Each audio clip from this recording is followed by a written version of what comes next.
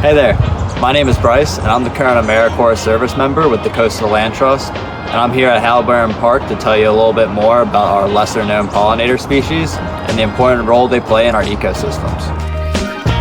Halliburton Park is an example of a longleaf pine forest. This ecosystem houses some of the species that we'll be talking about today. This is a bat box. These boxes can house up to 200 individuals.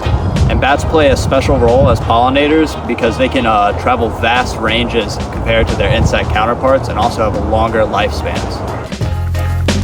The most common bats in North Carolina are the eastern pipestrel, the big brown bat, and the red bat.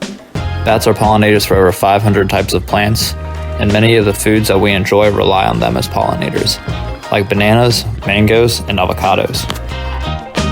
While he may not be as pretty as his other pollinators like butterflies and bees, this little guy has a very important role as a pollinator.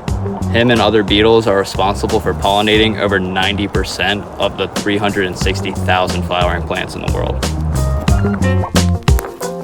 Beetles make up the largest group of pollinating animals, pollinating plants such as magnolia flowers. They are sometimes referred to as dirty pollinators because they have a tendency to eat the petals of flowers as they pollinate them. Thank you for joining me today. I hope you were able to learn a little bit more about our lesser-known pollinator species. And don't forget to sign up through our website at coastallandtrust.org for a free pollinator kit as part of our Pollinator Palooza.